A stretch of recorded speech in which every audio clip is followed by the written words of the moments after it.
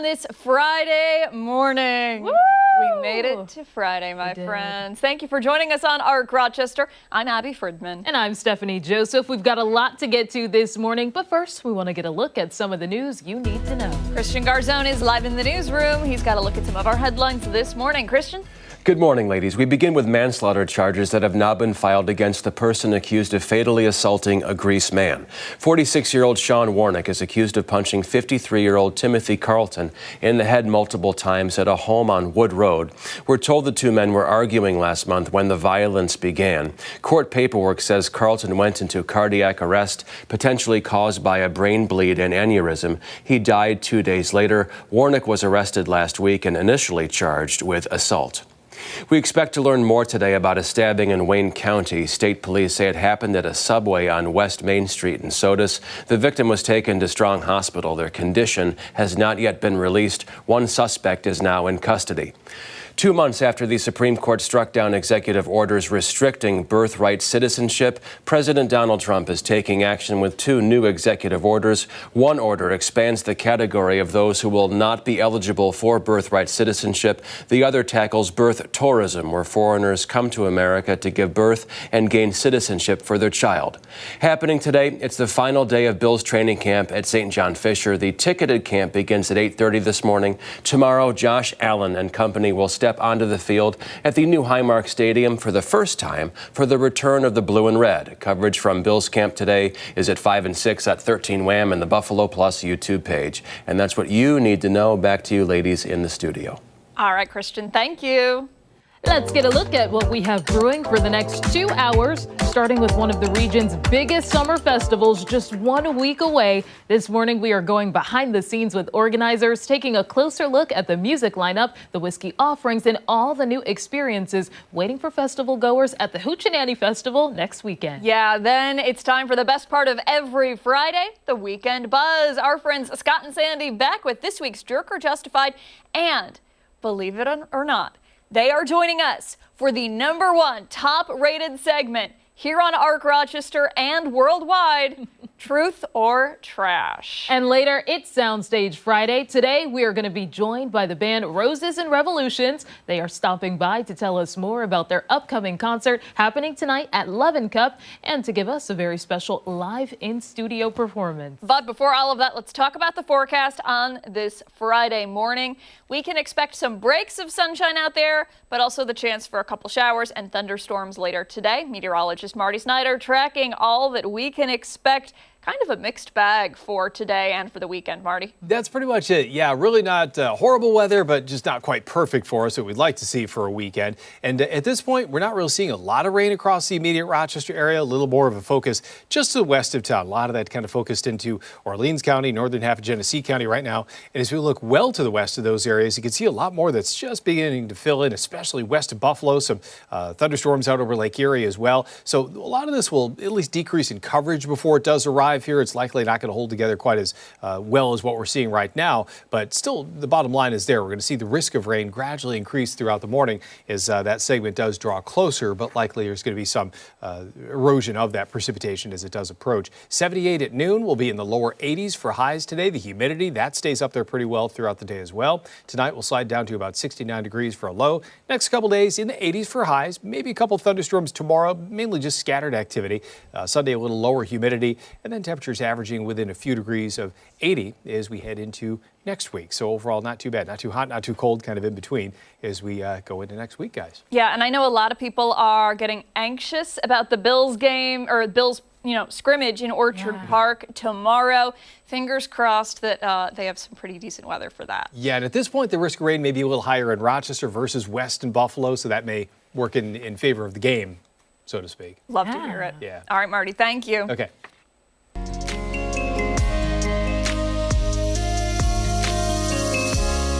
All right, a couple of weeks ago, we debuted a brand new series here on the show called Around Town. We hit the road. We're exploring some of the great places, people, and stories in our community. Chris Lopez kicked things off in Spencerport, and now this week he took us to the wonderful town of Victor. He explored the Ganondigan State Historic Site to get a little history lesson and learn what makes this place so special. Take a look. Hey, good morning, guys. We are here in Victor, and this is a very special museum. I am here with Ansley this morning. I want to ask you first, this seems to be, at least for me, it was a hidden gem that's not too far away from where I live. It's only 10 minutes away, only I didn't know about it. Yeah. And I think that may be the case for some people here, even in Victor. Sure. What's so special about this museum that people should take the trip here? Well, it's a significant place. I mean, this is the site of one of the largest Seneca villages. This was obviously a very significant place in terms of trade and commerce and things like that early on when first contact was happening with Europeans and things like that. This village was actually invaded and destroyed by the French in 1687, so it's quite a while ago, obviously, but it's the only state recognized historical site that has a native theme to it. And what's pretty radical about it is that actually native people had a telling of the story and were able to incorporate what the story and the messaging of the site would have been. So we are also on the National Register federally as well. And it's significant so that people get an indigenous worldview and an understanding of like how indigenous people lived back in the past and in history, but also most of the staff that are working here are all contemporary indigenous people. So you get to meet real live native people today. And when you walk into this museum, the first thing you see is this beautiful display right here. Yeah. And you said this is visually what I would like people to start out and kind of understand. So what is the significance of this? It's very significant. This is what we call the ganonyo, or the words that come before all else. And when we have any kind of like a Thanksgiving of objects and things and anything that we're giving thanks as a people or as a large setting in a group, we would focus on something like this, and not Thanksgiving turkey dinner and those types of things, but any kind of large gathering. And the first thing we would talk about is what's represented and signified in these dolls here. They're corn husk dolls, but they would represent the people. We always want to give thanks for the people that are here, that are present, but also maybe the people that aren't here or not able to make it because of health reasons, or even people who may have passed on and things like that. Then we move over, we have a large stone turtle that's here, it's represented. So we believe that we're on the back of a turtle. That goes back to our cosmology and our creation story. And so we're all on the back of a turtle, and we call it Turtle Island, which is North America. Then inside of that drum there, which you see, is actually a water drum, and that signifies our giving of thanks of the waters, how important the waters are. Waters are important, they're life, After that, you recognize that there's a tree, or a basket that's made out of ash tree, and so we're, giving thanks to the trees and what they provide for us. Then after that, we're going to move into like the plants and the medicines and things like that, and one of the strongest and one of the leaders of the medicine plants is actually the strawberry, and so that's represented in those pin cushions. As we go up, we move a little bit higher. You're going to give thanks to the three sisters, the sustainers, corn, beans, and squash. That's what's represented in the masks. Then we're going to talk about the animals and what they provide for us, the food, the shelter, the medicines, or the clothing and things like that we can get from them. As we move up, again, we're going to be talking about the plants. You got the birds that are signified with the arrows. That's sort of a representation of like the thunder beings and the job that they do. They keep all the scary monsters from coming up underneath the earth. And then after that, we have our elder brother, the sun, which is represented in that white shell gorget. Then on the back of the turtle there, you have the 13 shells that are on the back of the turtle, which actually represent the 13 moon phases. And it talks about the way that women are connected to the tides and to the moon and the phases and things like that, what's helped with their cycles and things like that. Then we rise up to that and we talk about the stars and the power and the strength and the wisdom that they provide for us, and then the celestial beings that are above that and moving up into the Creator's world. And so this is providing an indigenous worldview, is how we see ourselves within it all. We're not apart from it, we're a part of it, and that this is our worldview, that we want to give thanks for all the things that sustain us. You got to come check this display out and much more here. We will be back with more ARC Rochester after this short commercial break.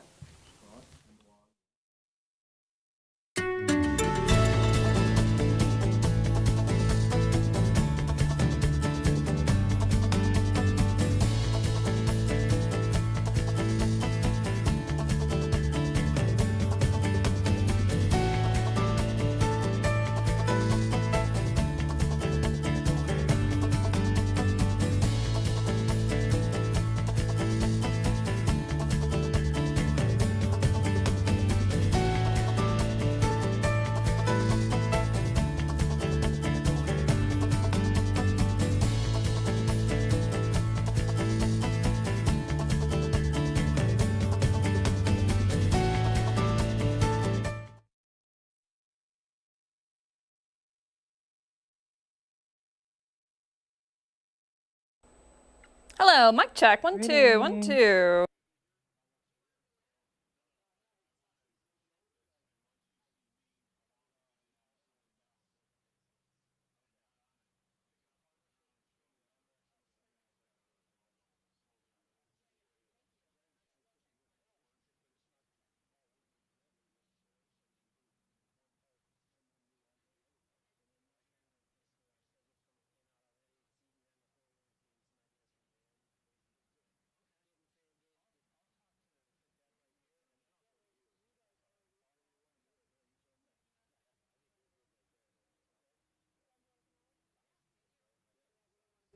Don Stevens? Okay, all right. Is everybody in front like this? No, what we're going to do is I'm going to go Sunny Mike first with Deb, and then I'm going to go over to Don at the end. So I'm just going to split it. It's too weird to have everything. Stand by this or come out into the light? Okay. But then what are you asking? Just what are we doing here?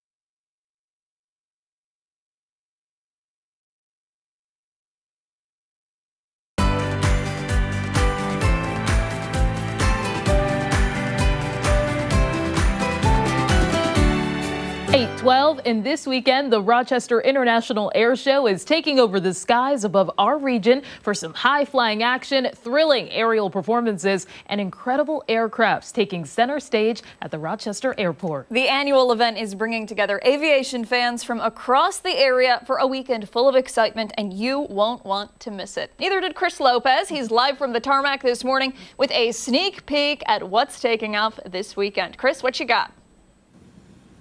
Hey, good morning, guys. We have a lot to get into in this interview, so we're going to get right into it. I'm here with Dr. Deb this morning, CEO of the Sunny Mike Foundation. Good morning. Thank you for joining us. Good morning. How are you? I'm doing pretty good. Thank you for asking. I hope you are as well. I have to split your interview into two, so I have to get right into it. Sunny Mike Foundation, you guys help veterans a lot, but how do you guys do so in a different way from the other veterans organizations? So I love talking about this. We partner with all the larger organizations, but we're agile, we're nimble, and so we're able to pivot very quickly by providing just immediate relief for rent, or, you know, if a veteran needs diapers or formula for their baby, or they just get into a new place after being unhoused, you know, we set them up in their new apartment and things like that. And then we partner with larger organizations so we can pool our resources. And we're not government funded, so like we can partner with other community partners so that we can support veterans more in the Finger Lakes region. Why is it called the Sunny Mike Foundation? Well, this is named after my dad, Michael David Conrad. He was a Navy veteran, and he just got really plugged in and found that he was able to flourish by connecting with veterans, and it just helped elevate his emotional, physical, and economical health, and so we named it after him. He passed away from COVID in 2020, and I wanted to do something good with the grief that I was experiencing. I was going to ask you about why you decided to do this. You're a doctor by trade, and you're doing this on top of all of that. What kind of gratification do you get out of this?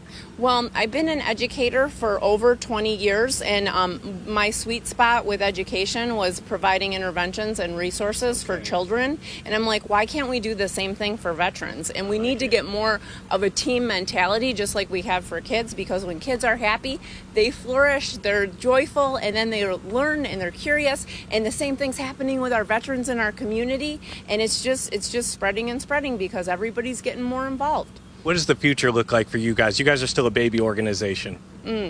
Well, I just getting more partnerships, but this is a really big way. Like AP property services, oh my goodness, like connections with local businesses, also getting involved in taking care of our veteran community and providing ways to elevate them financially. Like that's just going to increase just the beauty of the contribution that veterans can make and that we can make in the Rochester and in the Finger Lakes region. So that's my goal. Are you guys going to be right here in this location, so when people are walking, they're going to be able to find you guys? Yes, absolutely. They're going to see us We're going to have these great shirts on. Our tagline is Can't miss that shirt, Let especially that color. That's a a beautiful color, by the little way. sun in. Yes, we're repping for the Air Force, and then we just have these little notes because literally that's what we do. We send out, we just pay for their rent, we pay for, you know, their RG&E bill, whatever they need to help them flourish.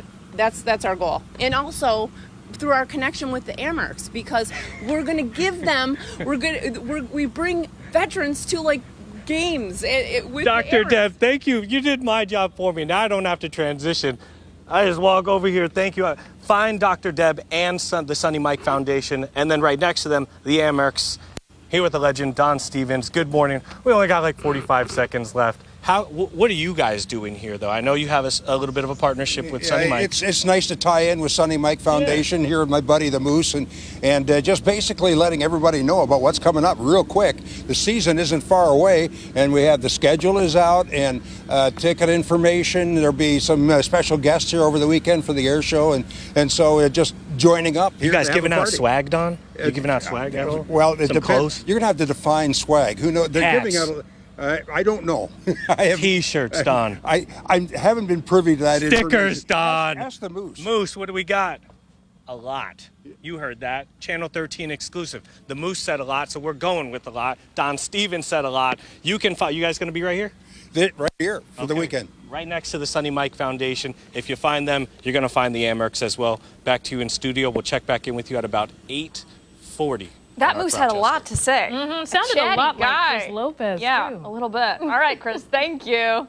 Hey, don't go anywhere when Arc Rochester returns. It's time for this morning's weather trivia. Meteorologist Marty Snyder will join us on the other side of the break.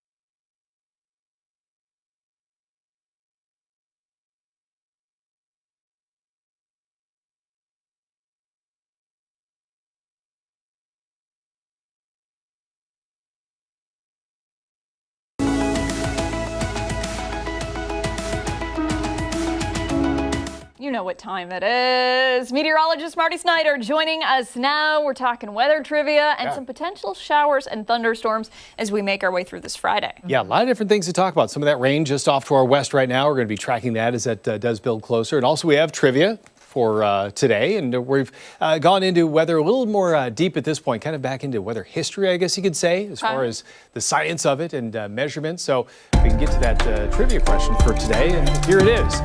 We want to know, in 1643, Evangelista...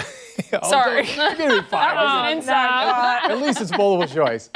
Evangelista Torricelli invented an instrument to measure what variable of the atmosphere?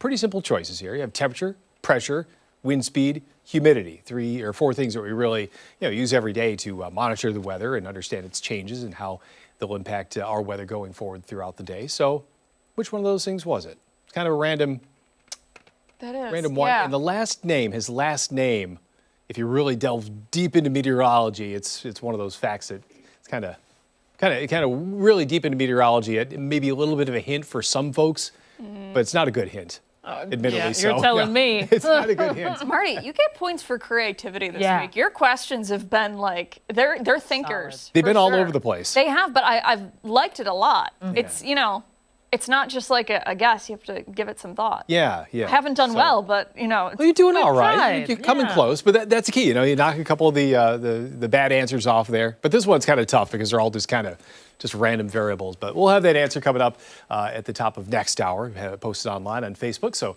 people can go online, check it out, and give your best guess. We'll have that answer coming up in just a little bit. But today, we're going to see more cloud cover than recent days. We're going to see temperatures stay just a little below what we have been seeing. Still a summer-like day. We'll be in the lower 80s for highs, but that humidity that's still out there, down a little bit compared to what we have been seeing. But there's some of that rain as it just slowly starts to build in to the west. A lot of that really focusing on Orleans County right now, northern Genesee County, Brockport picking up at least those first couple showers that are entering the very western portion of Monroe County at this point. But there is a lot more rain off to the west. You can see as it all lifts up, mainly northeasterly, lifting up into more of western New York. And what will happen is likely some of that's going to dissipate before it directly makes its way in here. It looks pretty ominous right now, and likely some of that rain will hold together. But likely we're going to see a lot of changes in that as far as it dissipating slightly before it really focuses on the Rochester area. But that's mainly going to be late this morning, going into the middle of the day, early afternoon, when that highest risk of rain will be out there. And you can see those skies just darkening a little bit as you look off to the west there. That's that rain that's building in west of town right now.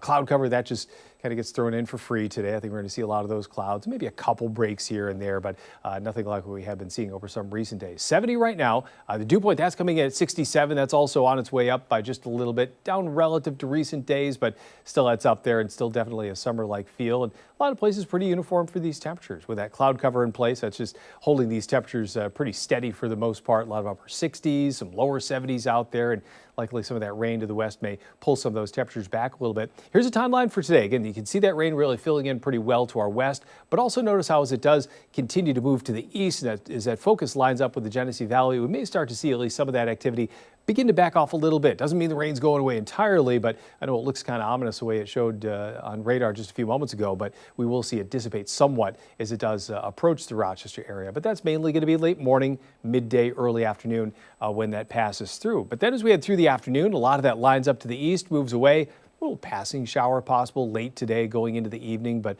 notice how really not too many around then. And even as we head into tomorrow, that risk of rain does come back into the picture, but it may be just brief activity that moves through then. So at least for these next couple days, chances there for some rain.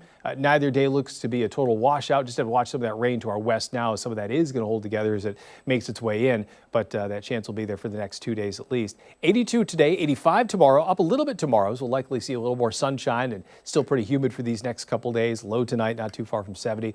And then heading into Sunday, I think that's going to be a day that the humidity pulls back a little bit. We'll keep some sun around, lower chance of rain. So a lot of positive things lined up for Sunday. And then into early next week, a lot of these highs generally averaging pretty close to 80, a little above, a little below here and there. But for the most part, a lot of next week, not looking too bad for those temperatures. No oppressive heat, but humidity may creep in just a little more after Sunday. So briefly down on Sunday, but then kind of comes back up a little bit next week. So still summer-like. Yeah, absolutely. I have a question. Yeah, what's that? And it might be a bad one, but does the humidity have an impact on the feel-like temperature? Oh yeah, definitely does. Okay. Definitely does, yeah, because it's the temperature and the humidity, the dew point, relative humidity, that all gets factored together to create that heat index number.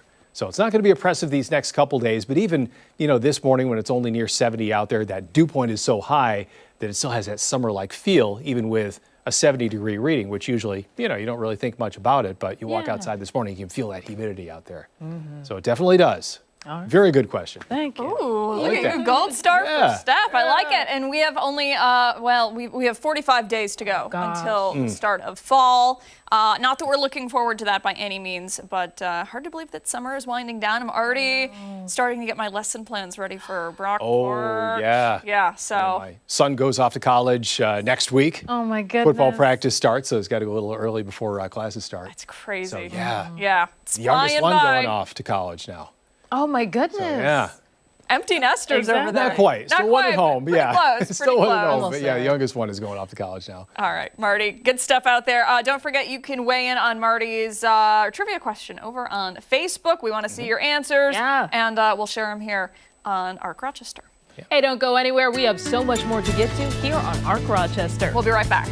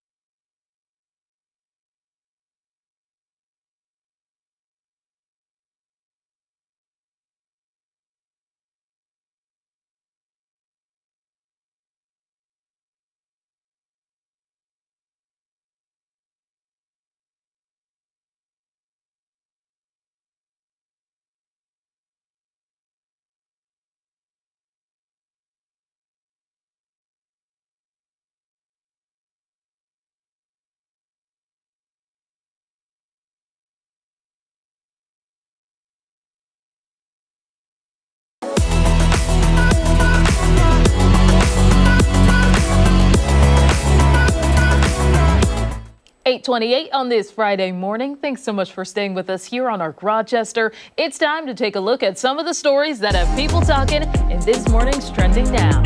All right, a new chatbot is offering something that is pretty unique. A new billboard recently popped up in San Francisco advertising a new service called TJB. All right, marketed as the leading chatbot interface powered by AI, many people were pretty intrigued. When visiting TJB, that's going to be hard. I'm already struggling, Steph. Yeah, TJB.org, users are met with a pop-up that details how the service isn't run by artificial intelligence, but instead run by average individuals. Oh, interesting. Okay, the service is run and operated by one average guy named Tucker Bryant. Okay, according to Bryant, he joked that he developed artisanal intelligence handcrafted by a single human being, an experience that is unlike another.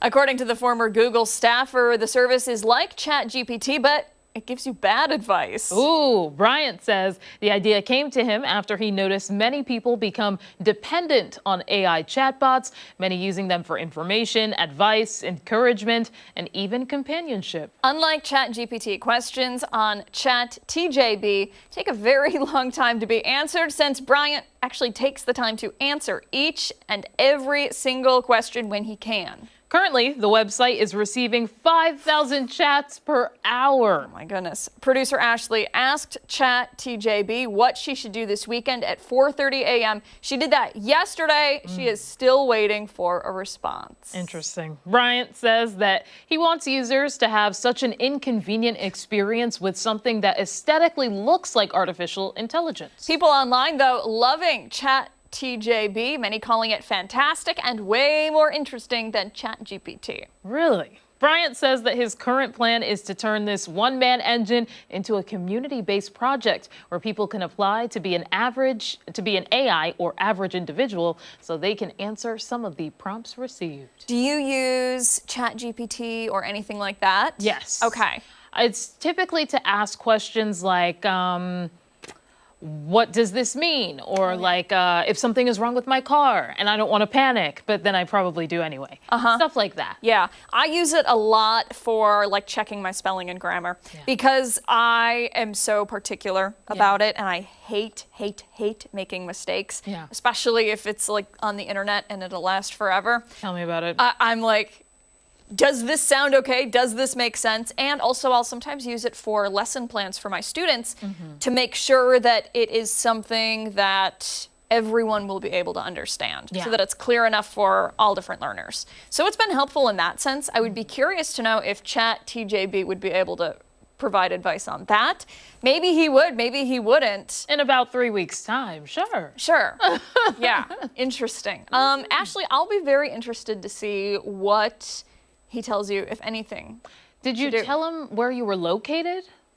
I think it uses your location when you like press accept. Oh, okay. On the terms. So I think it knows where your like IP address is located. Okay. Okay. So then it would be specific to, all right.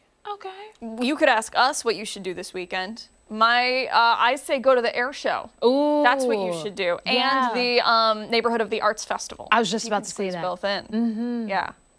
So. Okay, well then. You're welcome.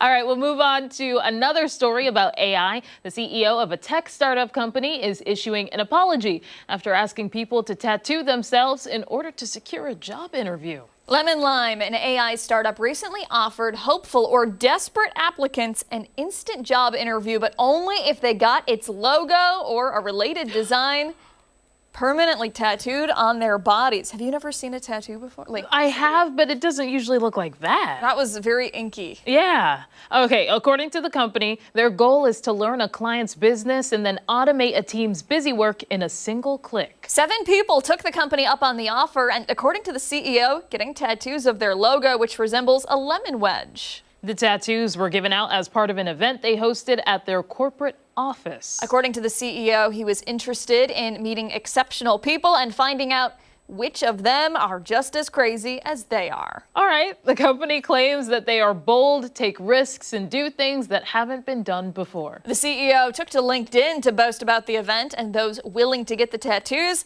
It actually sparked some major backlash online. The CEO soon after deleted the original post and issued a lengthy apology on X, saying he messed up and that he showed poor judgment. He went on to say all 7 who received those tattoos are still in the running for the position. 3 of them agreed to go skydiving with the team, and he's offered to pay for anyone who wants the tattoos removed. Okay, that's great and all. What, skydiving? Was that another condition or voluntary? He just threw that in there, and I thought it was funny that he just had to throw that in there. This guy's a little odd. Yeah. I'm not gonna lie. This guy's a little weird. Yeah. Yeah, after the backlash, the CEO also claimed none of the attendees received a logo as a tattoo, despite what he had said in the LinkedIn post. However, many people who were at the event say they witnessed some attendees getting the lemon tattooed on them. It's so permanent. And yeah, he agreed to pay for tattoo removal, but that's a process in and of itself that takes time. And it's just like, I mean, if you're desperate for a job this is the least of things that is bad to do. I So, want to know what the pay is like at this company. must be. You know what I mean? Yeah. Like, is it worth it? Exactly. That's the. Is this a forever job? Is this one of those like that tattoo? I mean, it's a startup, right? I don't know. And you're right though. It hurts to get a tattoo removed, and it takes a while too. So like, nice that he's offering to pay, but Hopefully these are people that maybe have a bunch of tattoos or like made an informed decision. Maybe they're like in their mid-20s, 30s, so Yeah. that they're a bit more level-headed about this. I don't know. I have no idea. All right, we'll move along to a new survey. It's revealing a major red flag for Gen Zers. According to research from the Hilly dating app, 1 in 5 Gen Z women and more than 1 in 3 men wouldn't date someone who doesn't use sunscreen on their face. Guys, we have a lot of problems. Ironically enough, 23% of women and 37% of men admit they never use it themselves, but it's still a major deal breaker. Yikes. For some participants, they say that they even encourage their partners just like they would with drinking more water, eating a healthier diet, and getting more sleep. On the other hand, however, 35% of women and 27% of men wouldn't date someone who pressures them to use more sunscreen than they want. Okay. Some even call it annoying when their partner tells them to wear sunscreen. You know, they're trying to protect you, but okay. Saying that even though it's out of love, it's unattractive to be that pushy. Yeah. 1 in 3 Gen Z women and 1 in 4 men say they wouldn't date someone who constantly brings up sunscreen or skin protection. Why? Why? I'll tell you what, I know that you're going to complain if you get a sunburn. Exactly. All right, and then I don't want to hear it. How about that?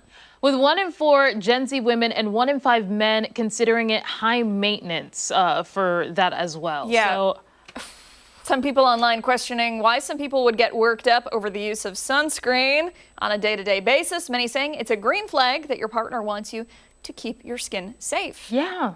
I think that if you notice that they're pushy about other things, so like the way you take out the trash or the way that you chew your gum or something like that, Yeah. then I would understand the ones that are saying, oh, I'm not going to listen to them on this. But I feel like if this is the only thing where they're trying to literally protect your skin and your health, it doesn't make sense. Yeah.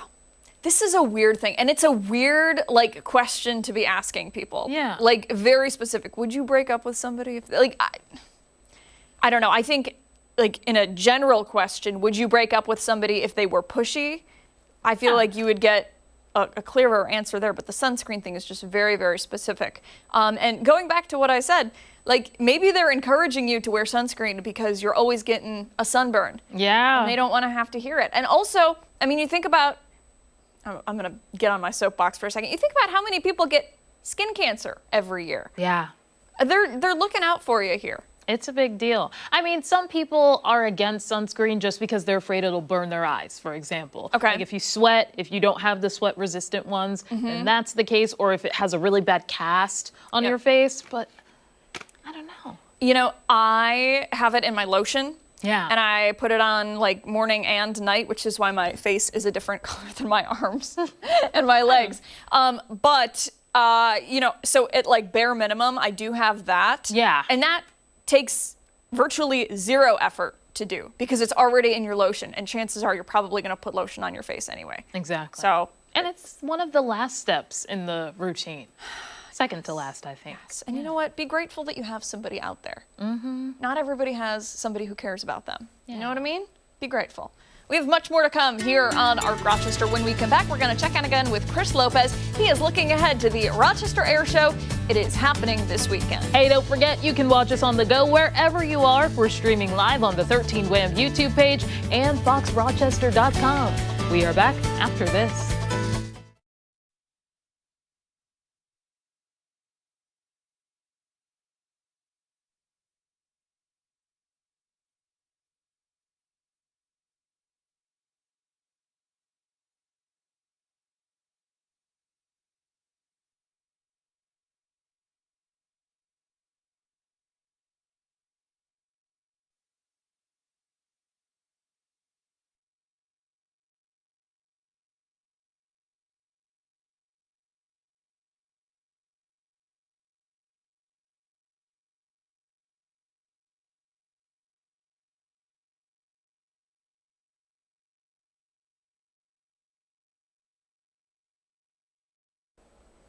Hello, mic check.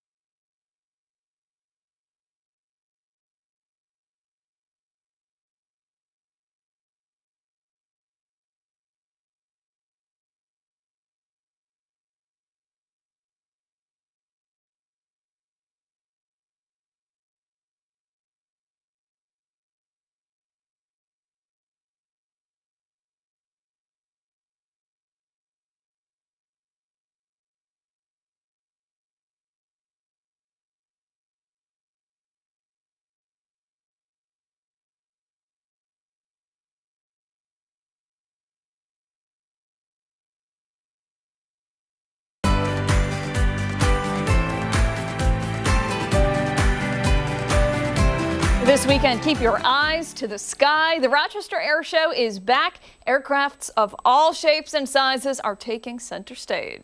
From impressive planes to high-flying performances you won't want to miss, there is something for everyone. Chris Lopez is live on the tarmac for us this morning. He's literally getting up close and personal with some of the aircrafts. Chris, what is that? Some of my aircraft stuff, I was fixing the brakes on my F-35 here. Captain Badke, who flies me around sometimes in between features, was, he was letting me just tinker around with it a little bit. I do own this. Just kidding. Yeah, just a little bit. Here with Captain Badke this morning. This is yours, though, right? Yep. Yes. How long have you been flying? Period. We'll say. In the Marine Corps. Yes. So in the Marine Corps, I've been flying for about 6 years now, and 6 years. total with my civilian time about 11 or 12 years now. What got you into flying? So, long story short, for the people at home, he used to be infantry, which is my job. Yep. Feet firmly planted on the ground. If men were supposed to fly, they would have wings. Not according to Captain Badke, though. Nope. So why did you want to fly? No, so I've wanted to be a fighter pilot specifically since probably before I could walk. And Okay.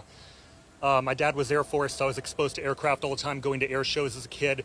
But then 9/11 happened, and I really wanted to go in, deploy, so went to infantry, let a lot of other stuff get in the way, let life get in the way. Got out, fast forward a few years later, finished grad school, was working at American Airlines doing finance, and started taking flight lessons. Started going back to air shows and realized, I don't want to work in the office anymore. I want to be doing this. And got an age waiver, came back in at 33, and been doing this ever since. How do you like it in comparison of sitting at a desk in finance? I absolutely love it. Yeah? It is amazing. There is nothing else like this. It's no comparison. And it's literally my childhood dream. This is fantastic, too. These look a lot sleeker. This is an F-35. Can you give me a little bit of the rundown of this? Yeah. Some stuff may be classified, I understand. But can you give me some specs on this? This is incredible. Oh yeah, so it's a supersonic aircraft, so we can go over Mach 1 if need be. Service ceiling, we can go well over 40. Miles per hour. How fast is Mach 1? Just to give, if you could give a general. Approximately 700-800 miles an hour. Yo, okay, Yeah, all right. And we're going to get pretty close to that during the high-speed pass tomorrow. How do you feel when you're going Mach 1? Oh, it's amazing. Okay. You feel a little Can bit you of think at Mach 1? You can. Okay. Yeah, All right, it's cool. just everything is going by super quickly. You feel a little bit of a flutter in the controls when you go over, but then it smooths out. Okay. And then you said you guys are going to be going close to Mach 1 when you guys are up there. Yeah, absolutely. Yeah. So there's a portion of the air show called the high-speed pass, and they're going to be getting probably up to about a few miles an hour short of it. Okay. And what's it like to fly one of these? Oh, it's computer controls. It's smooth. There is it's very difficult to compare it to anything else. I was going to ask you, can you compare to a car or anything like that? I know that's a weird a statement. car, if you have like a fully digital controls, okay. And the computers do all the thinking for us. So that allows us, in the case of this aircraft, because it is so complex and because we have so many missions that we do, it allows us to be able to just think, focus on the mission itself and not have to worry about flying like you do with older aircraft. Captain Batke, how many flight hours do you have, roughly? I've got 314 right now. Probably by the time I finish training, I'll probably be close to 400, if not more. Do you get nervous at all when you're taking off? Not anymore. Where do you get nerves, or do you even get any? Sort of landing phase. Landing, okay. And there are some, like if we're going into like low speed flight, anything like that, it does get a little nerve wracking, but not in this. Like some of the older aircraft where it was very mechanical controls, very antiquated avionics, that's when it would get nervous. Plus you also have the instructor in the back. What's your degree in? So I did pre-law. Oh. So I'm not an engineer. What the heck? Yeah, no, and then I got freaking infantry finance fighter pilot? Yeah, I was going to go to law school, and then I started studying finance, and I got my master's degree in that, thinking I was going to go into investment banking. And hey, me too. Yeah, I know. Yeah, so and now I'm here. I had it. But you don't have to be an engineer anymore to be able to fly one of these. It's way more important that you're really good with your stick and rudder skills and just being able to handle the situational awareness and the multitasking that the flying this aircraft requires. I like talking to you, Captain Batke, but unfortunately our time has come to an end. From a cubicle to Mach 1. Check this guy out. He's going to be up in the air. Do you know how many other people, other flights are going to be up there with you? So we've got a bunch of aircraft. Like in terms of tomorrow, I'm actually not going to be flying with this one, but it's going to be Major William Horn. He's actually a native of Rochester, and he's our demo pilot. So he'll be the one flying. Unfortunately, as a student, they won't let me take this one up. But Keep your eyes in the sky and check this aircraft out. It's going to be somewhere up here flying at Mach 1. And we'll be hovering and moving around like a helicopter. Okay, there we go. Watch it. It's going to be really cool. Gates open at 9:30. They close at 6.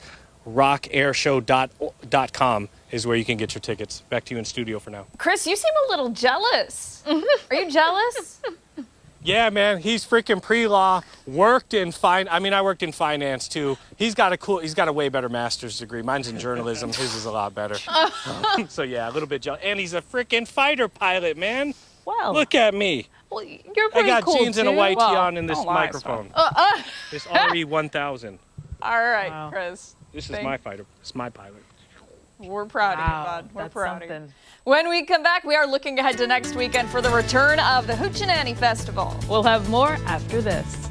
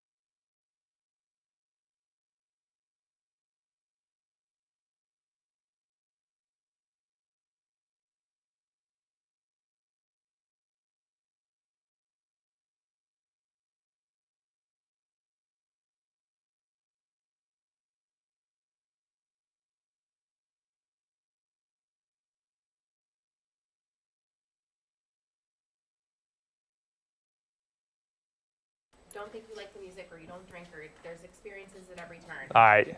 She's That's good. All right. That's why she's a pro. Thursday. They're just grabbing a mic. Chris is going to tour the site on Thursday, too, if you want to mention. Great. Okay, awesome. Thanks, Mike. They're just grabbing a mic check. Can we have you guys just say your first and last names? Sean McCarthy. Tommy Burnett. I think we're good. Awesome. All right. So this is really, really, you must be like ready for it to happen already. Yeah. Yeah, I wish I had another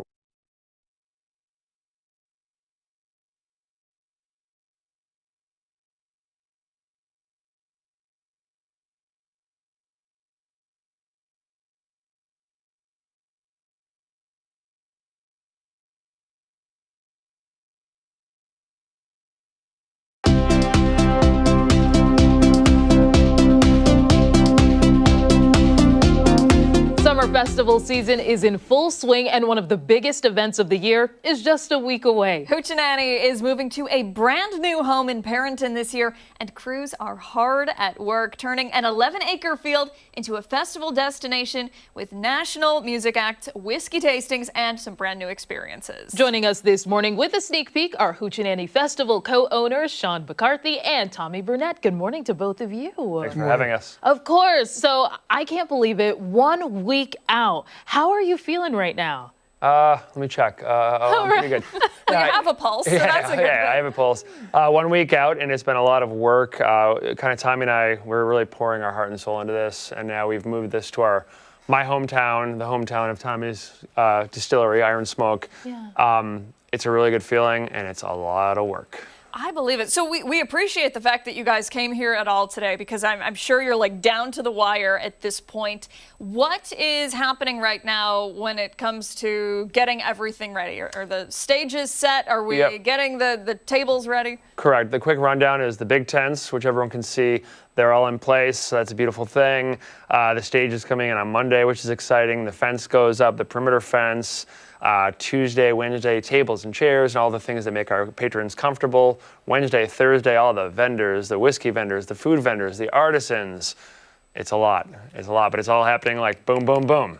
Yeah, here we go. Absolutely. And there are so many music acts also to expect as well. What was it like for you just kind of choosing the different ones that'll be there? A Joywave, for example, is one that people are looking forward to? Well, so obviously Joywave's a no-brainer, being a Rochester-based band. Guster is a no-brainer. They were like, I'm WBER for years. That's all you heard was Guster. But My Morning Jacket we're proud of. So it takes a lot of work, and a lot of it's kind of throwing darts, but like our lineup, we couldn't be happier with it this year. It's amazing. Mm-hmm. Now, a lot of people also looking forward to the whiskey element of it all. Break down for the folks at home some of the stuff that they can expect. So I'll kind of go into it, then Tommy will take over. But our World of Whiskey, it's a 15,000 square foot oasis, air-conditioned, climate-controlled, bars that serve things other than just whiskey. There's NA beverages, different canned cocktails. So it's for the GA plus and the VIPs. So it's not just for people going for a taste. It's an oasis to just chill from the craziness of loud music and all that. And Tommy brought in great partners for that. Yeah, we got a guy, J.K. McKnight from Louisville, Kentucky, and he's been in the Wall Street Journal for his activation. It's world class. You can learn things too. We've got fireside chats with people from all over. Like some of the bands are involved. I'm involved with, I'm playing with John Petrucci from Dream Theater, and we have a fireside chat. But we'll be talking about music and artists related to bourbon, and then culinary. We'll have some of the best chefs around talking about how to marry bourbon with your dishes and how that reacts to each other and your palate. And just like what Sean said, it's just an amazing experience with the right people. And last year we got some really big compliments from people from all over the country and all over the world. But we're also celebrating New York State with the New York State Distillers Guild. So we've got people from all over the state that are making great bourbons and really shaking the scene up. Yeah, it truly seems like the place to be. And I checked the website before we went on air, and Friday, the GA admission for the night is sold out, right? And Saturday VIP, is that correct? Correct. GA Plus for Saturday is close, but I'm going to announce right here, right now, breaking news, we are releasing 100 more GA tickets next week for Friday that we're going to announce early next week how to get those, and then after that, we're done. Wow. I'm sure they're going to go quick. But Sunday tickets available. So every day, no matter what, there's still tickets. We want people to know. You just got to go on the website and buy those tickets. This weekend this is the big ticket weekend, so we do think some things will continue to sell out this weekend. Wow. This festival has grown over the years. I mean, it's gotten bigger and bigger. Do you hope that one day it'll be the equivalent of some of those music festivals that they have, out in California or Nashville or something like that? Truthfully, no. And No. I'll tell you why. Okay. Our market, I think, there's a certain cap we'll get to, but it's good to be this niche festival. You don't need to have 40,000 people at your show. It's not Coachella. And also our community, there's not really a lot of places that can handle that. So we're happy to get a good steady growth, but kind of get to a capacity where it sells out every year and everyone's happy and comfortable. There's nothing comfortable about being at a 40,000 person event. Bathrooms, transport, all that. We just want it to be an amazing patron experience. And Tommy, I have to ask you about the performance. We've gotten the absolute pleasure to hear your musical stylings when Chris has been live with you out there in the field. What's some of the things that you're looking forward to when it comes to performing? Well, my guess is there's this Cavalcade of Scoundrels. That's what Tommy wears, Cavalcade of Scoundrels. And this year we've got Gary Lewis and the Playboys. He's got 9 legit hits. This time in ring, he's an old school guy, Jerry Lewis's son, believe it or not. Remember, Jerry, you're younger. They don't know. But anyway, I'm looking forward to playing this year with him and then the guys John Petrucci from Dream Theater. He just got off a major tour. He's one of the top 5 guitar players on the planet. And we started rehearsals and started putting things together. And Sean's a great drummer, and he's going to play with me. No way! Oh, yeah. I'm not ready. I'm not ready. And one more thing about, it's like this is where it all started, our love for music and our love for entertainment and turning people on to a really good experience. And I was jumping off the garage when I was a little kid, like charging 25 cents to all the kids in the neighborhood. He was running extension cords across major roads to get to a punk rock show in the middle of the woods or whatever. Stealing power from Perkins, you know? Yeah, right? Anything to get it done. We're just kids with bigger toys, right? Yeah, all of us. Exactly. So Very true. All right, well, we know Chris Lopez will be out there next week getting a look at all of the excitement before the festival, and we'll look forward to those extra tickets being on sale next week, you said? We'll make the announcement. Awesome. All right. All right. Thank you both so much. We appreciate it. More to come here on ARC Rochester as we continue into the 9 o'clock hour. We're back right after this.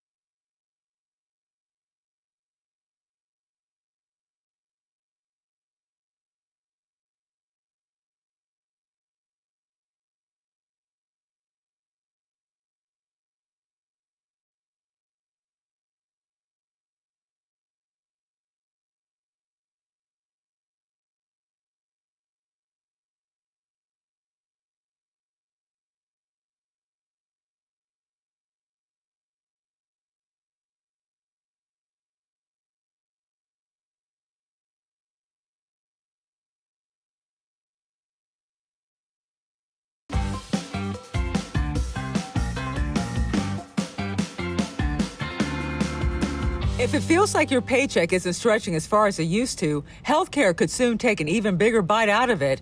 A new industry forecast is projecting employer healthcare costs will rise 9% in 2027, the largest annual increase in nearly 20 years. But employers often try to soften those cost increases before they reach their bottom line. Employers running health plans will get it to 7%, say, in this example, because they're going to change plan designs, which is a nice way of saying we'll make the coverage a little bit worse. For workers, that can mean higher deductibles, bigger copays, or fewer benefits, even if monthly premiums don't rise as much. The biggest drivers include higher hospital costs, more people seeking care, and a surge in the use of expensive prescription drugs, including popular GLP-1 weight loss medications. Paul Siegert from PCS Advisors says there's another major reason these costs keep moving higher. If I had to say, what's the problem in one word? Or what's the hurdle that we have to get over in one word? It's lobbying. Keep in mind, these are still projections, but they come as many families are struggling already with the cost of housing, gas, and other everyday expenses. Now, if these forecasts do hold, healthcare could become one more area where Americans are asked to pay more for the same or even less coverage. I'm Angela Brown reporting for the National News Desk.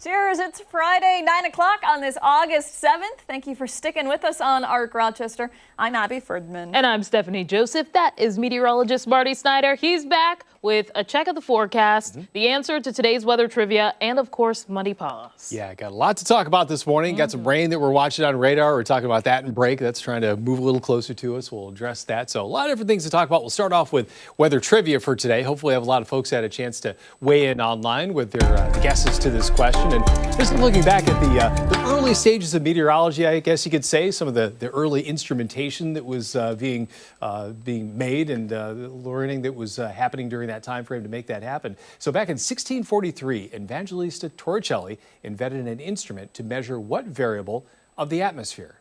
So is he looking at the temperature, the pressure, the wind speed, or the humidity? So those are your four choices there, four very important variables that we in the weather office look at every day to try to figure out what the weather is going to do as we head forward. So let's see what folks may have said, what their answers are that they've weighed in with. I like the format. This is great. Okay. So this is like a ballad almost. Wow. So let's see, for A, we have, a lot of folks. Vicky, Sandra, Stephen, Paul, Cassandra with A. Oh, B, God. okay, this is an eye test. We have Robert, Allison, Dave, Cheryl, the Lima Pumpkin Fest, Judy, Judy, Lisa and her dad, I bet that is, Gary, Rod, Betty, Debbie, Catherine, Karen, Kyla, Charlene, Janet, Ryan, Tahuti, David, Georgina, I think that is, Colleen, Marilyn, Ron, Cheryl, Betty, and Florence. Oh, that's it. So, okay, so That's a lot all of people of them. with B. Yeah. We have a couple with C, Heather and Debbie with C. And with D, we have Laura, Kevin, Barbara, Jim, David, and Katie. Ashley, I like this. Yeah, wow. Okay, that's It's simplified. spiffy with those things. graphics there. Oh Yeah. my goodness. All right, so you can kind of see where people are congregating in some of those. I mean, So- B seems like the reasonable answer here. Could we see Yeah. the options one more? There we go. Yeah, I have to remember Okay. which order I put them in too. That was my guess. Yeah. 43. Pressure was my guess. Okay. Yeah, I was thinking either B or D, but I'll go B because that is what the majority says. Seems to be consensus there, so we'll see. Yep, Hey, sure was. Pressure alrighty. was the answer. So he invented the barometer, which measures air pressure, and a torr is a unit for measuring air pressure, and that, of course, is named in his honor, Torricelli. So they just kind of shortened that down for torr. There are a lot of different, there's Pascal, millibars, a lot of different units that can be used to measure pressure, but that's one of them. That's 760th of the pressure of a standard atmosphere. So sea level pressure. It's kind of a Right random over my number. head, Marty. But yeah, it has to do with how much the, say if the air pressure increases, it pushes up the mercury in a column.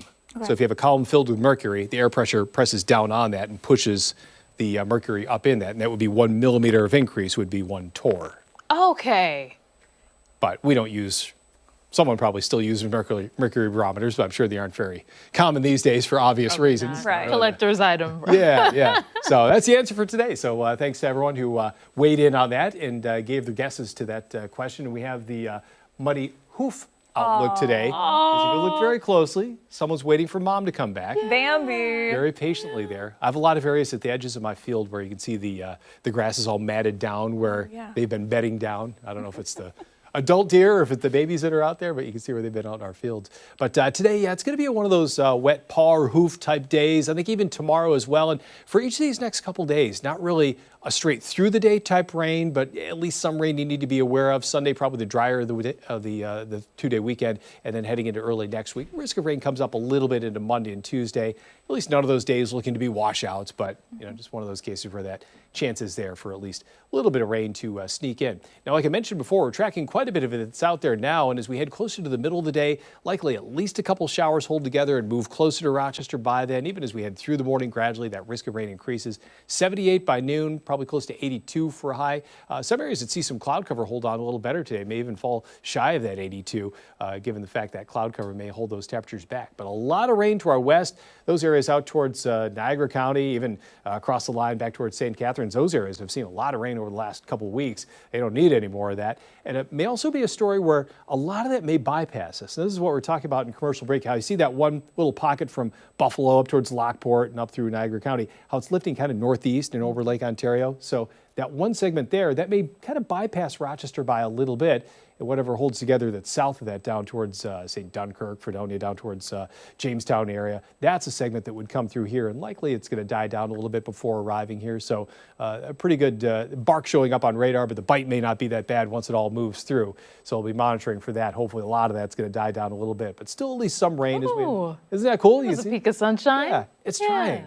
It's trying to, unfortunately with that cloud cover to the west, I think we're bound to see those clouds win out. But yeah, it is always nice to see one of those little breaks try to work in, trying to brighten up your Friday a little bit. But yeah, what you see right now is kind of what we're going to get for a lot of the day, 72 currently. So that cloud cover is holding temperatures back, and that is going to be a theme compared to recent days where those temperatures stay a bit lower, but still pretty humid out there. A lot of places have risen back into the 70s after a few places were in the 60s earlier this morning. But there's that time lapse for the future weather. Notice how that rain really holds together to the west, but also notice how as it makes its way closer to us, how a lot of it dissipates, doesn't go away entirely. Still could be a good segment down into the southern tier, but maybe a story where some of that does at least die down a little bit for the segment that does make its way through the Rochester area. So we'll see that play out. And what's left of the thunderstorms in the south, they move through the Finger Lakes and away. So as we head into the evening, quieting down a little bit during that time frame, and then overnight tonight, pretty quiet. Tomorrow, may pick up a shower or thunderstorm.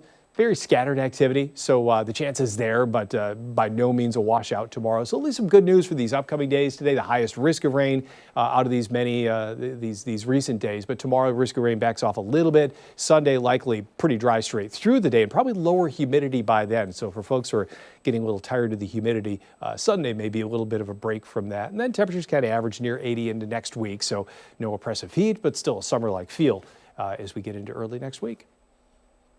I mean, what more can we say, Marty? Exactly. What more about can we it. say? I can't remember at what time we were talking about it, because at this point, all of the hours are blending They all meld together, yeah. But good news for the folks going out to the new Highmark Stadium for the return of the blue and red scrimmage. Yeah. Because hopefully they'll be able to avoid some of those showers. Yeah, and I think it may be a case where a lot of that forms along a little boundary just east of Lake Erie. So unfortunately here in Rochester, maybe a little higher risk of rain than what they're going to see over towards Orchard Park.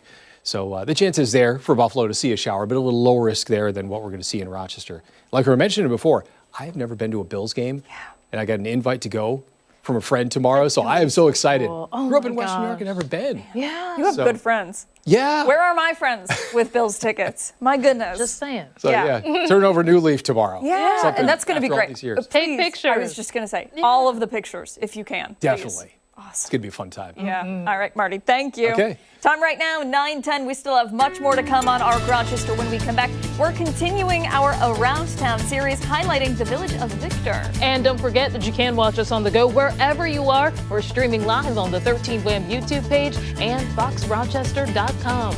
We'll be back after this.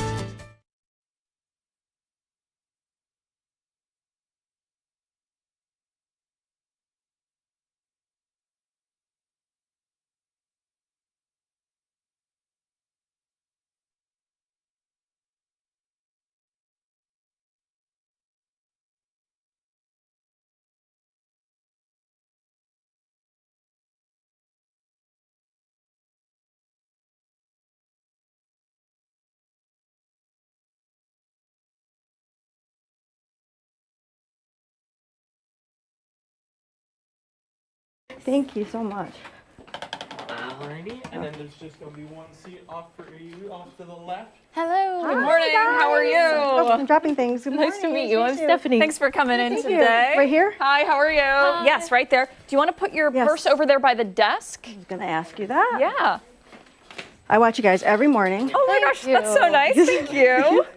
And then where's Marty, the one-man party? There he is. Yeah. So I call him.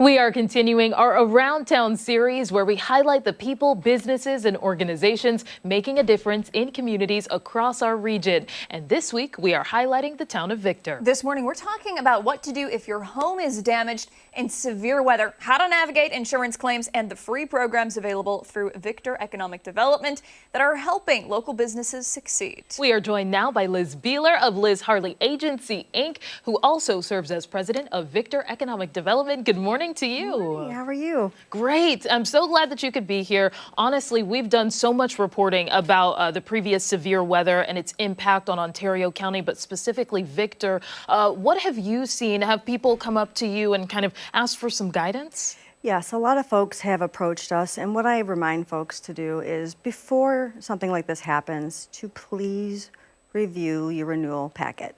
Look at what the coverages are, look at what your deductibles are, and if you have any questions, to contact your agent, because there's a lot of potential gaps that could be in there that you're unaware of, and I'd rather you find out on this side of it versus the other side when there's something that happens. Tell me a little bit more about those gaps. What do you mean by that?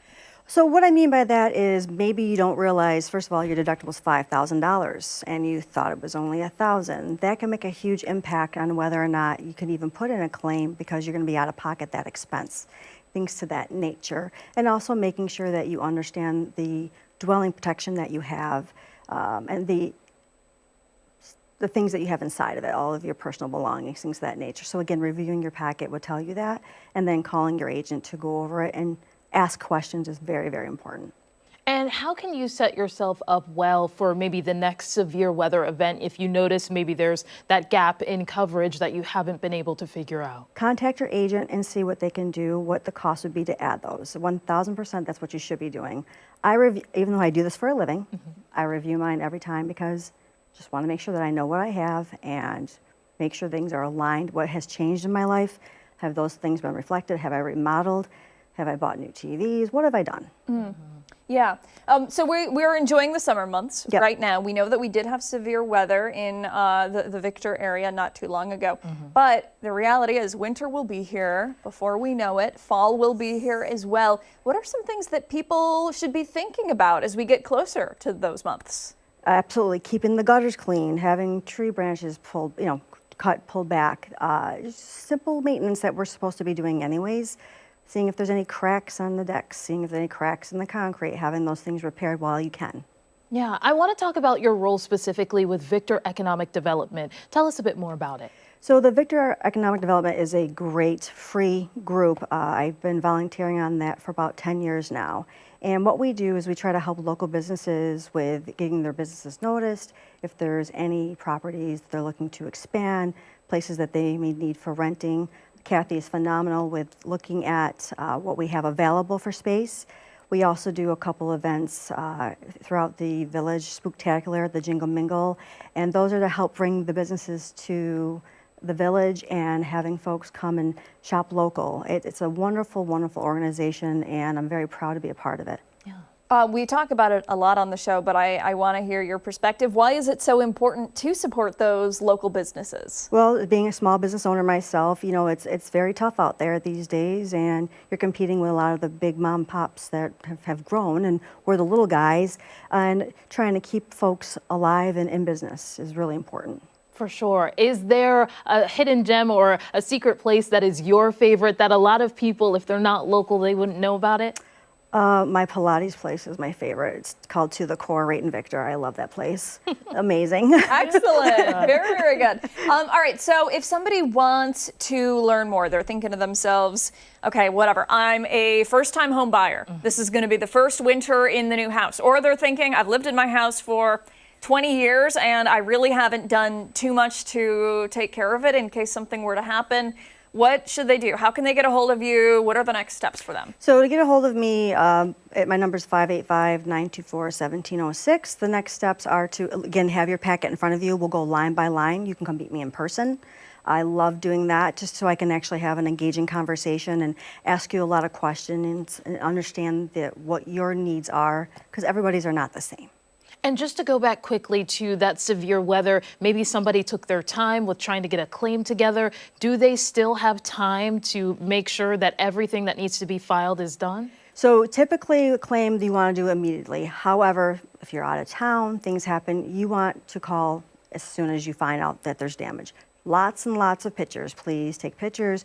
Make sure you're safe. If there's any holes in the roof or anything of that nature, if you can't secure it, have a contractor come out and secure it. Make sure it's safe for you to be able to be in your home. Very good. For sure. Thank you so much for your time this morning. We do appreciate it, and we'll post all of the information for you if you're thinking to yourself, I do need these services, over on our website, foxrochester.com. Hey, don't go anywhere. When Arc Rochester returns, it's time for the Weekend Buzz. Scott and Sandy, join us on the other side of the break.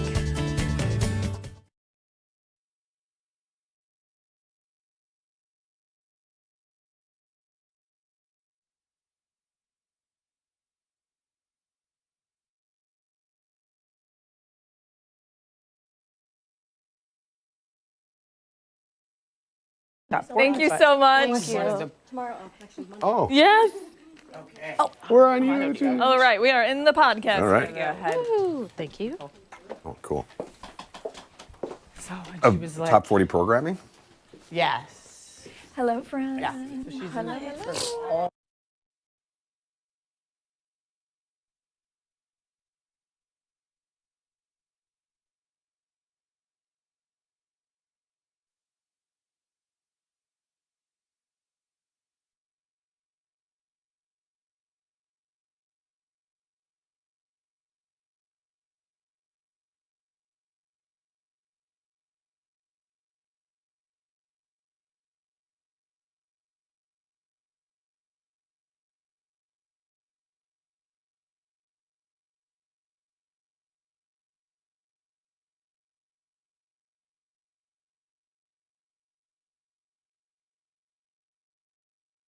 Adorable. I love her daughter. She's just the cutest.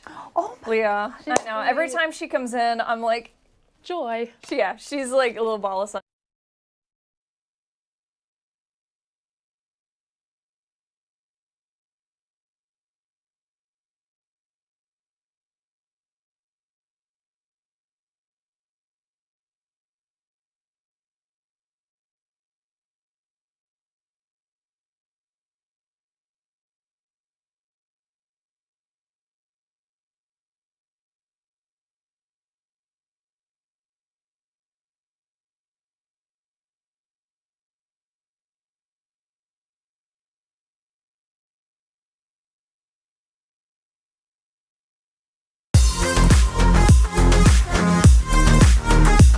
Welcome back. It is time for the best part of Friday. It is time for the Weekend Buzz coming to you from the Connors and Ferris podcast studio. Hey. Scott and Sandy. I haven't seen you guys. It's been like 3 weeks. 2, 3 It's weeks. been a That's right, 'cause while. you were off. Yeah, that's right. And then we were off, and then I we were off, know. and Yeah.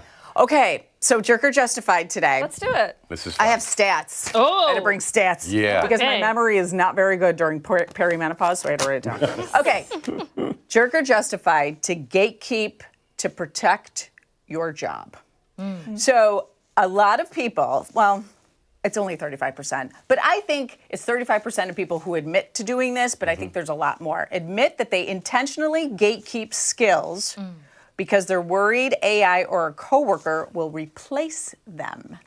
holding back 99%. You know, just Yeah, not every- so the Yeah. question was, like, if you gatekeep, they call it knowledge gatekeeping, where if you're trying to train the younger employee on the staff, you kind of hold back some of your secrets. Some of your tricks, yeah. Mm-hmm.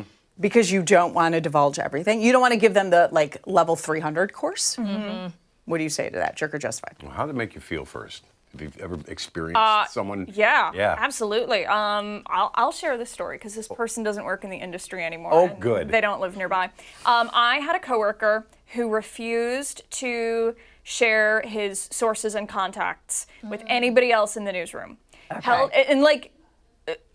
Like important sources that you need for stories. Yeah, like if you right. need to get a hold of a politician, wouldn't give it away. Yeah, see, that's exactly what this is. And his reasoning was always, I worked hard for this. You have to work equally as hard. And like, you know, you're a young journalist, you're starting out. So it's like, get it yourself, figure it out? I guess, but we're all playing for the same team here. Right, It's not like, you know, I'd be reaching out to somebody who works at a station across the street. It's, Right. you know, we share a cubicle. Yeah. So that would make me, next level angry. I hated that so much. So because you experienced that, if there was someone new on the team, you would open up your contact list and say, whatever you need, I will give it to you? Yeah, we have a running contact list at the station. Yeah, there's a specific place you Everybody open uses it. an application, and there it is. Yeah, because that's the kind thing to do. Yeah. Why would I want to, like, make You don't your feel like story- somebody's going to replace you, though? That's always a fear. It is. It's always a Because, fear. like, I admitted that I want to be that person that's like open book, whatever. Like, I'm at a stage in my career now where I want to teach you things. But there's a little part of me that I'm going to be open, and I'm going to admit this. There's a little part of me that I will keep. Yeah, keep just a few little things. But, there are some like, tricks and there's things a way that you to learn. do it, and in your heart, you want to help. Yes. I'm probably guilty of trying to show you too much on stuff. I was never really in fear of losing out to a younger. It's a guy thing. Yeah. Sorry, I will say it's totally a guy thing. Maybe. I know there was someone who wanted to try to take my job, but it never worked.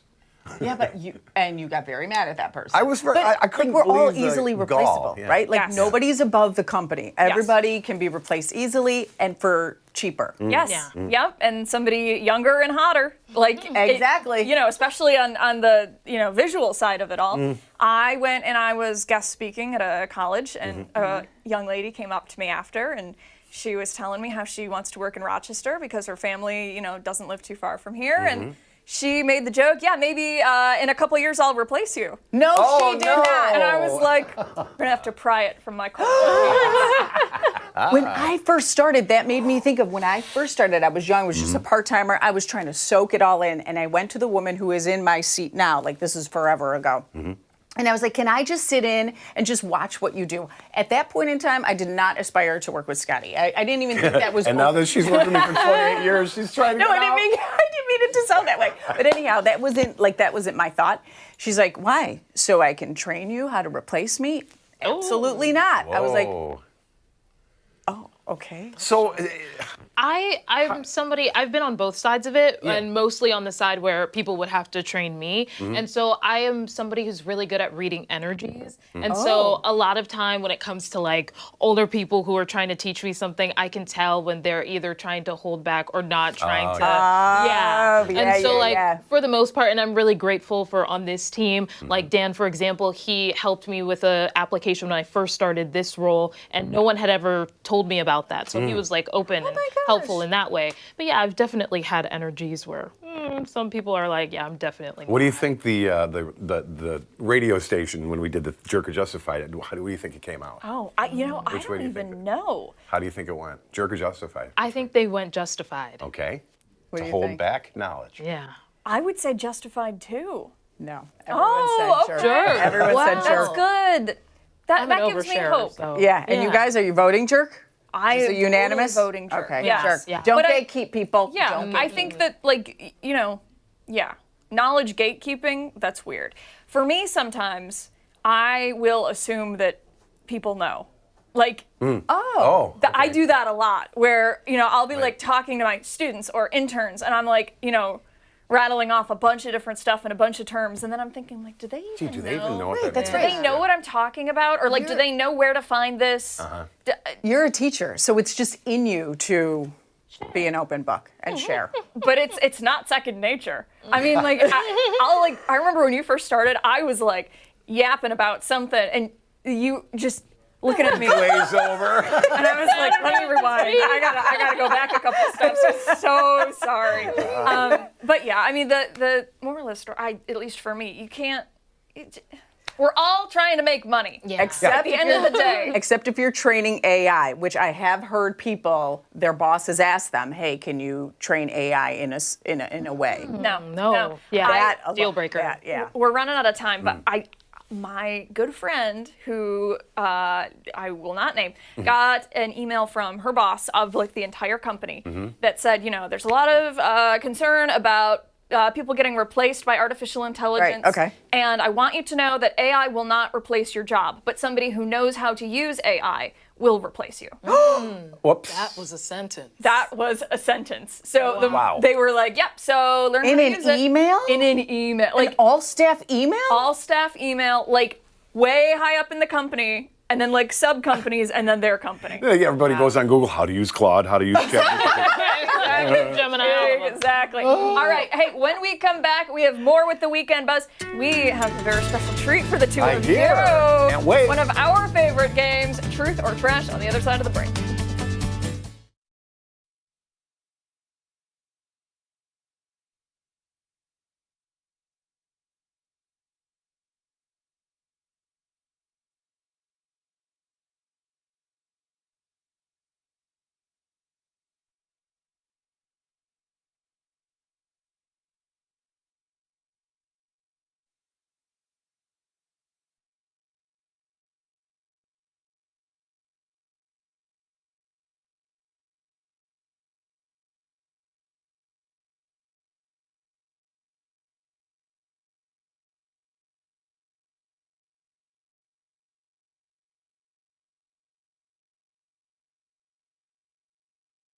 in the middle of the night, but I'll be gone come daylight.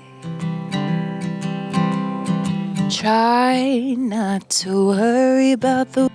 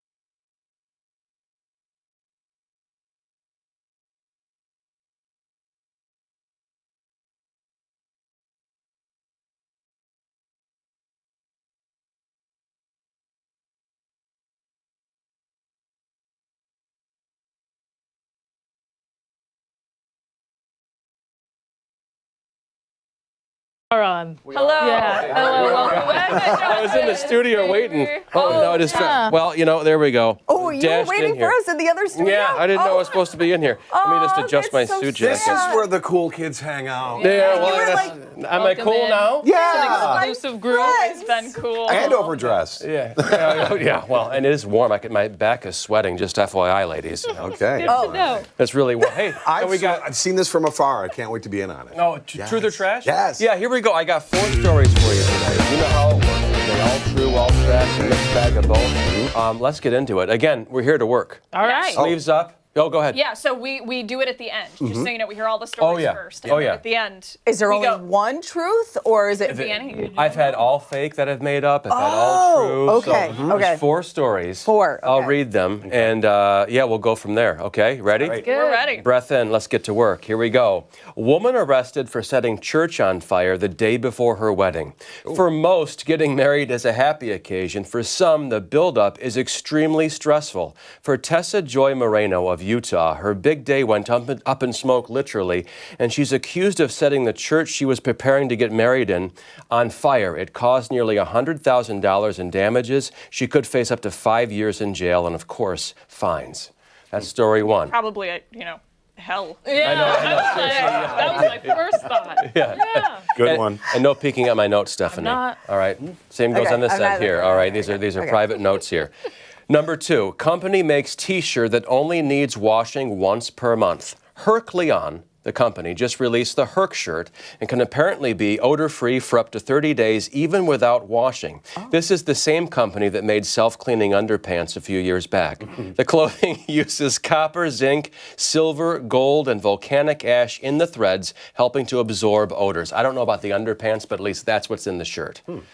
Story 3. I really want that one to be true. Right. I really do. You never know I would with this, love though. not to do laundry. Yeah, no, yeah. I would still wash it a couple You would? times. Yeah, Oh, depending okay. where I wear it, the gym or whatever. Yeah, You know, right. and the underpants, no way would I. Oh, gosh. Self-cleaning underpants? I don't think so. What are we doing I there? don't think so.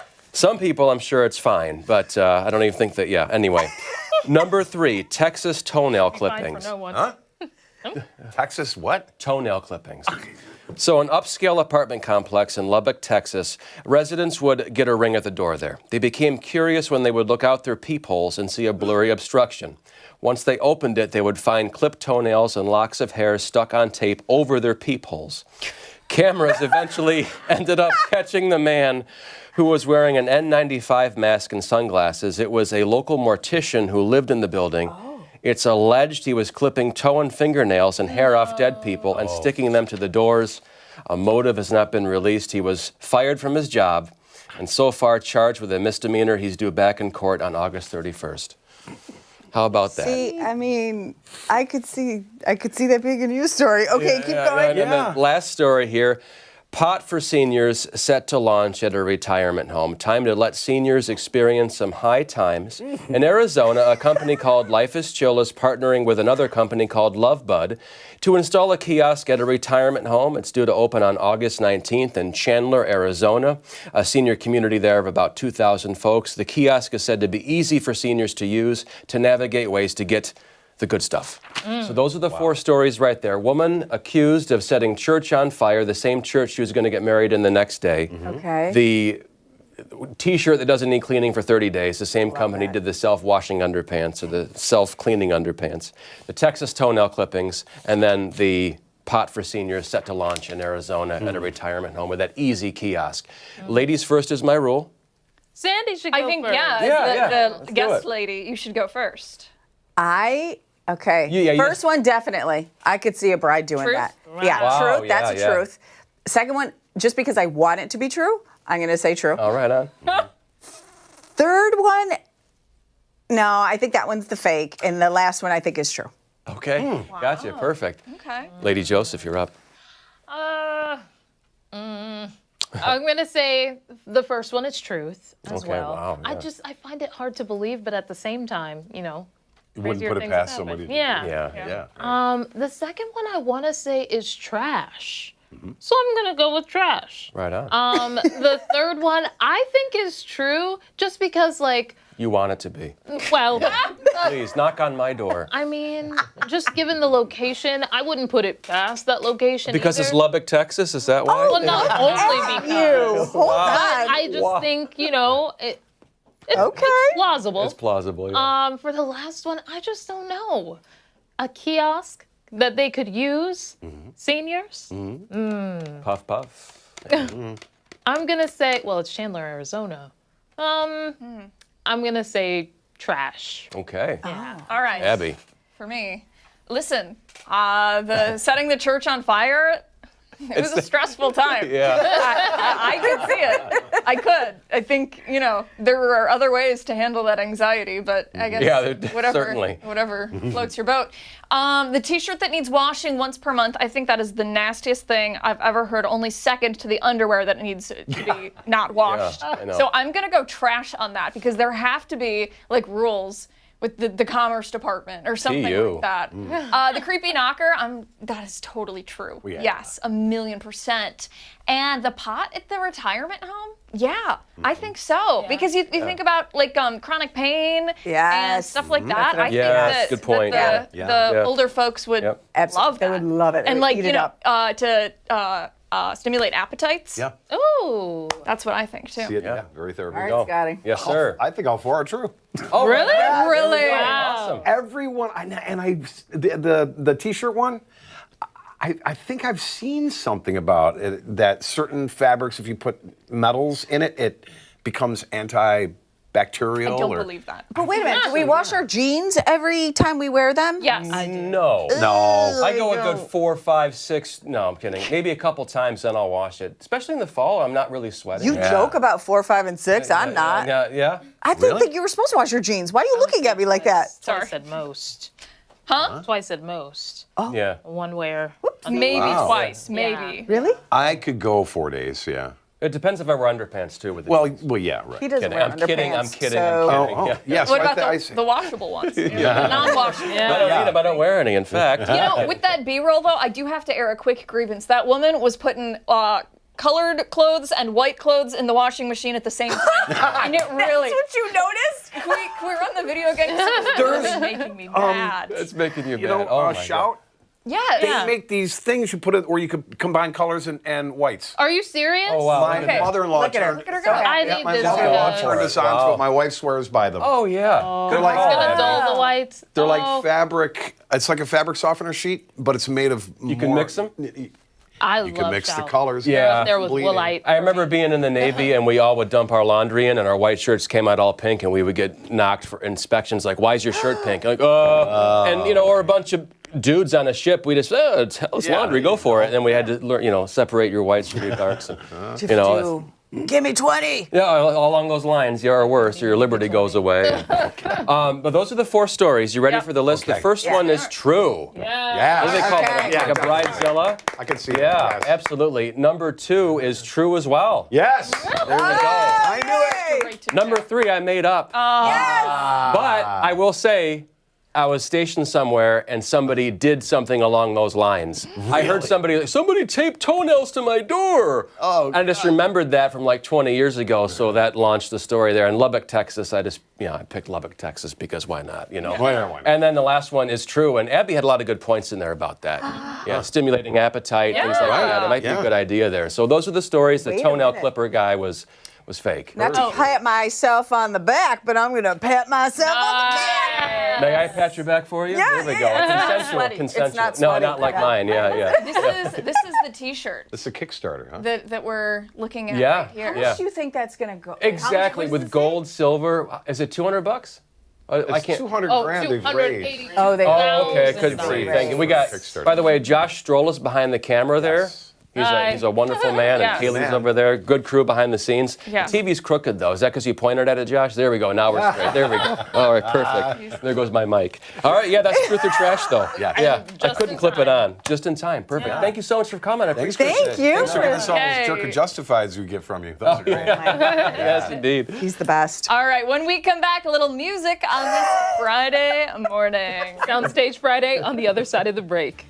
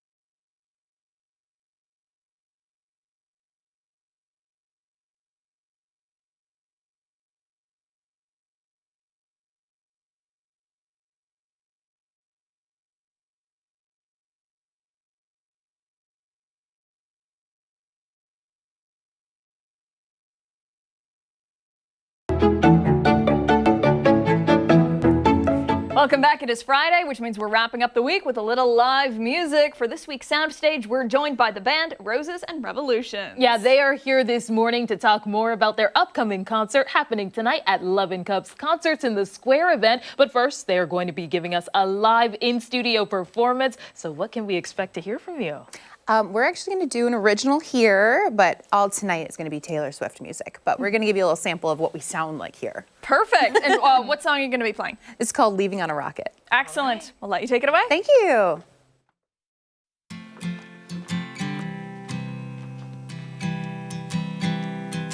I'm not here for a very long time, just passing through in the middle of the night, but I'll be gone come daylight. Try not to worry about the weather. Here, love, take my sweater. Here's to hoping things will get better. Cast over cold shoulder, baby's getting a little older. I heard they still play music on the moon. Loose change living in my pocket, baby's leaving on a rocket. I hope to meet you there soon.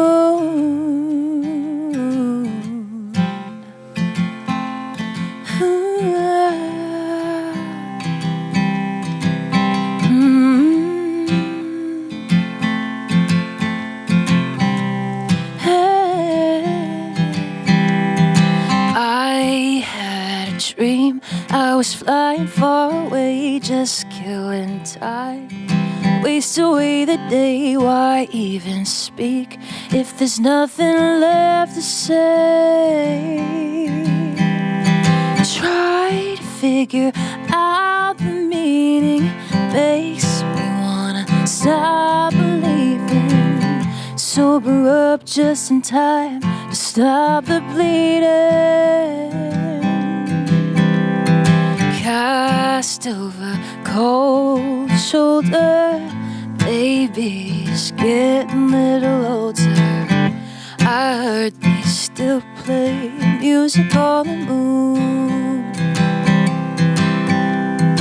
Loose change living in my pocket, baby's leaving on a rocket. I hope to meet you there soon.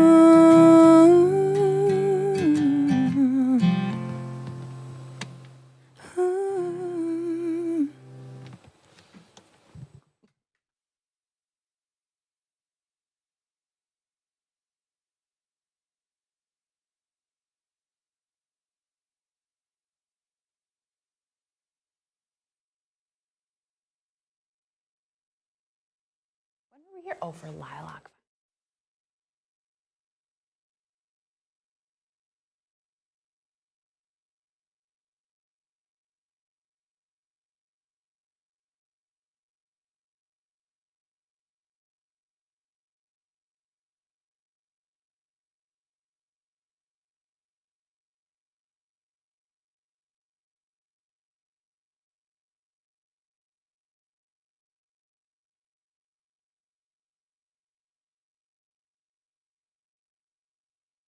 Just a little bit.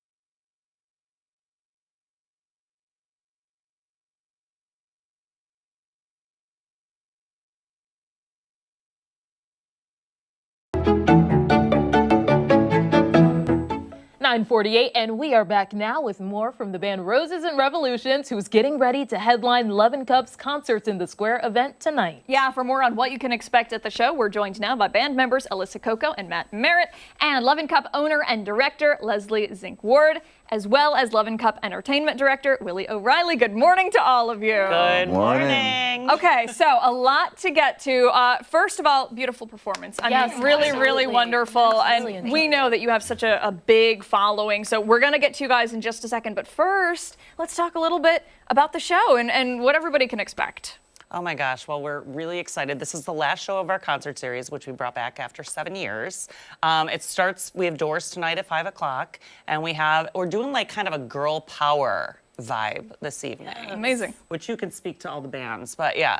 And then this is our finale, you know. Who could be more, you know, who could not be more empowering than Taylor Swift and, you know, Alyssa Coco. Very true. And Willie, for you, just kind of seeing this after 7 years, you said, come back to life in this way. What has this year's return been like? So, I mean, it's just exciting to be back at all because after COVID, you know, we were shut down for a little bit. So this is like our big return. And, you know, we really tried to like think out the themes for each show. Obviously, like Leslie said, it's girl power for this one. Super excited. We got, in addition to Cruel Summer, we got Bonnie Raitt Tribute Band, Maddie Walsh and the Blind Spots. We got Amanda Lee Piers, and the after party with the Rachel Croft Collective. So it's like all over the map musically, stylistically, but something for everybody. We had the folks in from the Hoochenanny Music Festival earlier today, and we were talking about, you know, how fortunate we are to have such a big music community. For you guys, how do you even pick which bands are going to be performing? It must be hard. It is. There's a lot to choose from, you know. Because there's so much music and events that happen within a small pocket of time, you know, just timing kind of like comes into play. But yeah, there's so much talent. And so many great events. I love those guys from the Hoochenanny. But yeah, it's just kind of honing in on what we think people would like to see and, you know, supporting our local community. And our local community supporting us is really what kind of it comes down to. Yeah. Alyssa and Matt, I want to get to both of you because we know you twofold as Cruel Summer, but also as Roses and Revolution. Tell us about the persona of each band. Obviously, we know Cruel Summer, but give us a rundown anyway. Well, I mean, to be clear, we're playing tonight as Cruel Summer. Yes. This is Taylor Swift tribute, full band dancers, so we're super excited for that. Which is like totally different from Roses and Revolutions in the best way, I think. Though Roses and Revolutions is very singer-songwritery, a little folky, a little bit of alternative, and then obviously our Taylor Swift tribute is all Taylor, and that's hence the sparkle. Look at that. You know, we're just getting ready. This is the morning ready time. Yeah. So I have so many questions when it comes to the Cruel Summer group. First of all, where do you get your outfits from? Because they're pretty spot on to what people would see if they were to see Taylor Swift. That's so nice. Actually, this was made. I made this with my mother-in-law. No way. Yeah, we have like 4 different colors, and now I want one in every color, just for like me. But yeah, it was fun. It's just hot glued, you know, just whatever. But most of the outfits, I just scour the internet and like, ooh, this might work. And then, you know, so I don't try to. That's the thing is like we always do say this. We are not ever trying to like emulate Taylor or trying to mimic or impersonate her, but to pay tribute to her music, and obviously the sparkles and the glitters plays a very large part in that. So yeah, I'm curious to know more about for Cruel Summer, the origin story there. Have you always been a Swiftie? When did this start for you? Well, I've always been a fan of Taylor's music. We both have. Folklore came out in 2020, and that was the moment for me anyway. But honestly, this started just as a project of people telling me that I sound very similar to her when I sing her songs specifically, but in general. And then Matt and I were talking one day, and we were just like, you know, it can be fun to just do like a full night dedicated to her music. And so we tried it, and it was more successful than we thought it would be. And then, you know, the rest is history. The rest is history. Thank you all so much for coming in. We appreciate it. And break a leg tonight. Not that you need it. We know that the show is going to be amazing. And for you two, best of luck for the last performance. And, you know, congratulations again on bringing it back around. Thank you. Thank you. Appreciate it. Hey, don't go anywhere. When Arc Rochester returns, it's time for this morning's Final Thoughts. We'll be right back.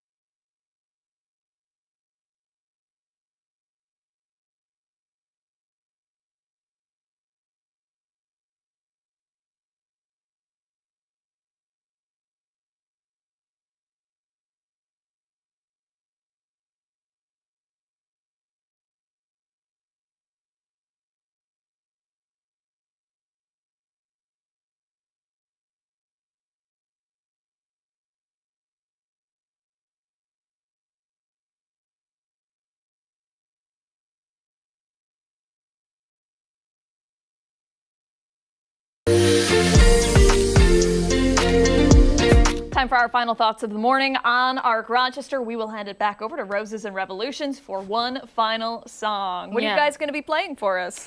It is the title track off of our new EP called Ghosts in the Trees. Excellent. Okay. Well, that does it for us here on Arc Rochester. Be sure to join us again Monday morning at 4:57 on 13 Wham ABC. Much more live local news coming up later today for 13 Wham News at midday. We will see you Monday. Have a great weekend. Let you guys take it away. Roses and Revolutions.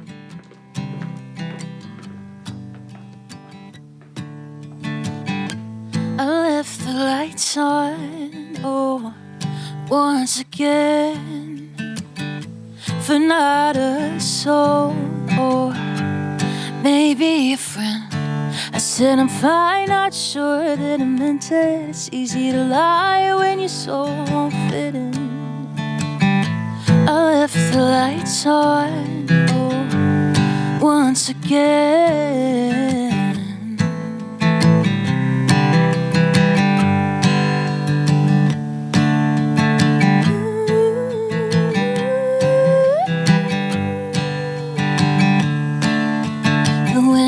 Speak and the stars won't stay. The night forgets and faces fade. We were here like the light through the leaves. Now I wait alone for the ghost in the trees.